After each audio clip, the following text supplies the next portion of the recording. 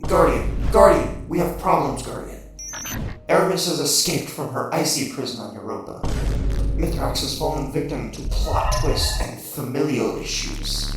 Master raids have no purpose because crafting exists. The people are bored. The community is always mad. Eager Edge got nerfed, and I have no idea why. Hunters give the radar a headache. Spider's fat rump still has to get confidence around the map. The radio has more lore than the story. The Drifter is still alive. The Witness is dropping his diss track, and if you pre-order Lightfall, you get a Transformer and Callus news. The Traveler has been an equivalent of a medical coma since it left half a terabyte of content slip into the abyss, instantly followed by exclamation. We need to question who is in control of our destiny. Our whole universe was in a hot... 2. The Witch Queen is a game.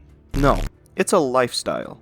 And on this episode of everyone's favorite action-adventure, shoot-'em-up, blow-'em-up, giving up my soul to Bungie, Jump Off a Building Incorporated, who may decide when I swing my sword, but will never decide the order I do raid encounters, the creators felt like the story we've been building up should slow down just a little so we can make pirate jokes for 70 days. As you can see, I have a lot to say, and only like a week to finish this video, so let's hop right into this season of Plunder.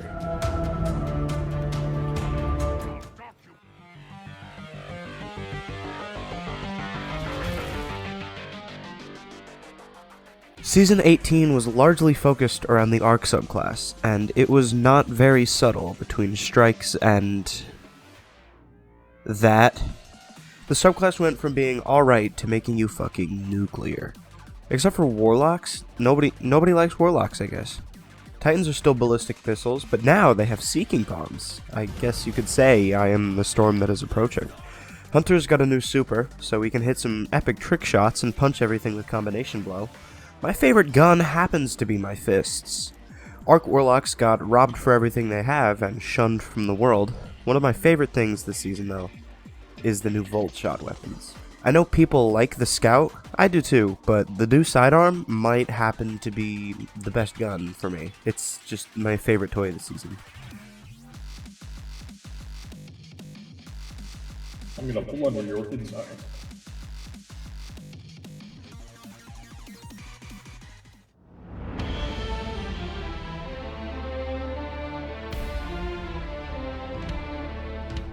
Welcome to the activities that you're going to be doing for 70 days straight. Surely they won't get boring if you have to do them over and over and over and over. Catch Crash was admittedly a pretty fun activity. You jump from one ship to another in a fun pirate adventure. What's not to love there? Every round of Catch Crash has 2 main encounters and a boss fight. For the encounters, you can either throw ether charges and blow up tanks, use a Scorch Cannon to blow up shields and kill walkers, or deactivate the security system by killing servitors and activating plates. For the boss fight, every week the bosses rotated to keep it interesting and they all have different mechanics. It was honestly a well-made activity to keep you from getting bored, unlike other parts of the season. For the first 2 weeks of the season, I absolutely loved it, but then slowly as the season went on, it felt more like a burden. No fault to Catch Crash itself, it's just fundamentally impossible to do the same thing like 9 times a week, a whole season, and still have fun doing it near the end. Expedition, on the other hand, was just boring and slow on day 1. Getting treasure was mind-numbing. Moving the payload was like an old blind lady driving, and moved so slow that Brian Griffin from Family Guy wouldn't get hit by it. Once you get the payload to the next destination, there's more treasure to collect, and you have to restart the whole thing over again. It wasn't fun. The only reason I did it was for season challenges and the Ruffian Kills Triumph for the seal. But how do you get those ruffians to spawn, you might ask? You have to intentionally not complete the objective of the mission on time. Yeah, that is right. They spawn on a timer rather than the percent that you have done. So that means you have to wait around instead of doing the mission for one to spawn. And what makes it better is that when we figured that out, Bungie decided, hey, we're just going to remove the in-game timer so you don't know when they're going to spawn. So the whole point of the activity is to just not do it and sabotage your fire team for 1 kill. It's like you're the imposter. It's bad. I do not recommend playing.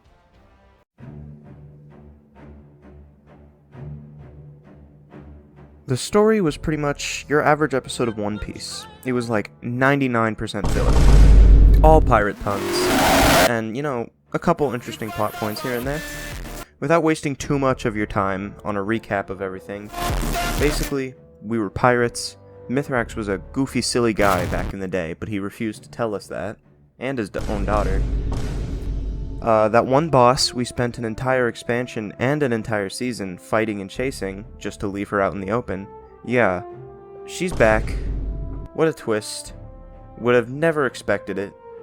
The whole point of the story was to go through these vaulted lost sectors, and I guess grab weird relics for story's sake. In the end, they all happen to be parts of Nezarec, Disciple of the Witness, but I guess we just turned them all into a cup of G Fuel that makes old people gay or something. I don't really know. Overall, as the main story has been reaching a dramatic climax here, this lighthearted filler season felt kinda out of place and very boring. I'm gonna be honest, after we heard about Mithrax's past, I kinda just stopped paying attention to the story. I couldn't do it anymore. There was not enough stuff in there to make me interested.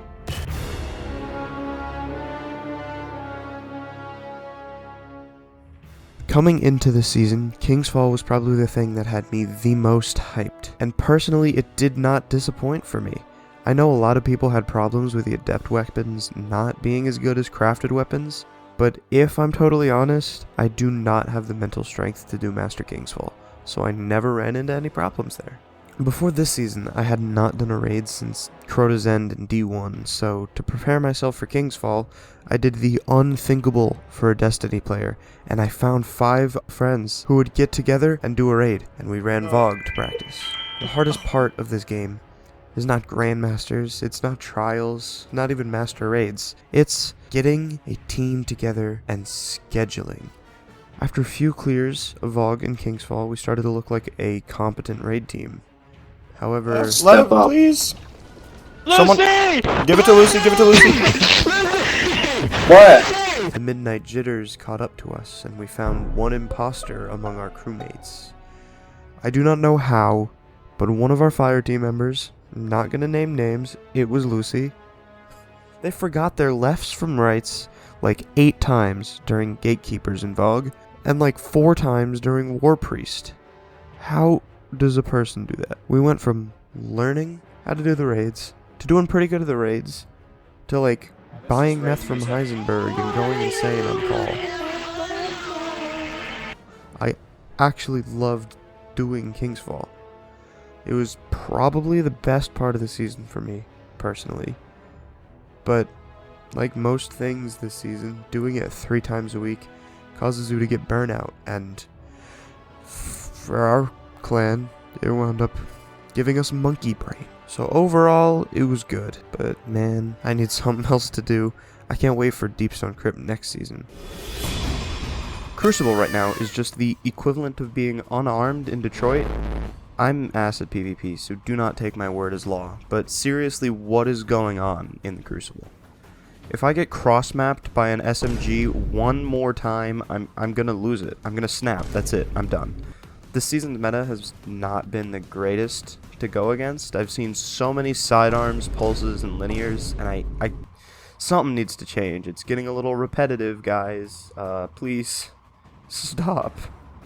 Maybe it's that I'm bad, but, you know, when some invis guy teleports behind me, one-hit bodies me with Arbalist, and then types Bozo, I think it's time for something to change there, please. And again, I don't want to speak too much on this because I stopped playing Crucible regularly. I cannot take it anymore. But seriously, next season's Crucible changes have to be good, or I'm gonna cry. This might have been the most controversial part of the whole season. There were 2 major events that happened near the end of the season, the Telesto event and the Elixni Quarter repairs. The Telesto event was, personally, the better of the two. Bungie took the joke about Telesto always being bugged, which to be fair it is, and enhanced it to the max. The gun started smoking and shooting all silly-willy. This prompted people to shoot at the sky for like 48 hours straight, which, to be honest, was really funny, looking back, seeing that it led to nothing. Bungie just meant this as a silly little goof, a light-hearted joke, while the players tried to find the coordinates to a government base holding the first real-life Gallarhorn. It was a fun gag, and I like to think Bungie was just doing updates without taking the servers down for eons. And Telesto was fun to play with while it shot all wonky. People are mad that there wasn't more, but to be honest, it was pretty funny. Telesto took over the entire game, and even the entire Twitter. It didn't need any secret missions or anything, it was just a cool joke. However, do not dare ask me about the PvP that week. If you know anybody that's close to you who played Trials during the week of the Supernova Telesto on Cauldron, please stop by their grave and give them my condolences, because dear lord, that weekend was so bad. It was so bad that while I write this script, I am sitting inside 7 circles of salt to make sure Telesto does not get to me. The Elixni Quarter, there's not even too much to say. It was a bad event. Personally, it was not great. The whole idea was cool. You get to give captains coins after doing stuff. You give that to the chest in the tower, and you fund repairs for the Elixni Quarter. That's cool. It was bugged. A lot of stuff was bugged. It was so bugged that we finished the whole 2-week-long event in 25 hours. And all of these repairs that they made were barely anything. I thought it would be so much more grand. They added a staircase and a couple tables. I don't know, it didn't feel finished to me. But that's just a me thing, because I kind of stopped playing in the second week of the event. Not sure if it got much better, but it wasn't really the best event. Which is why I think Telesto was better, except for Trials weekend. Overall, I don't want to say that this season was bad, but by no means do I want to say that it was an amazing season, especially near the end of the season. You could say it was mid. The first few weeks were really fun and interesting with all the new Arc stuff and the catch crash. It was really cool. The story was good back then. And then the season challenges, they were bearable. They weren't reset your gambit rank twice, but towards the end it was not great. So all I can say to end this video off is a quote from the lore books that I find perfectly describes how I feel about next season and the future of the game. So let me read The Dark Timeline, Chapter 2. Aw geez, Rick.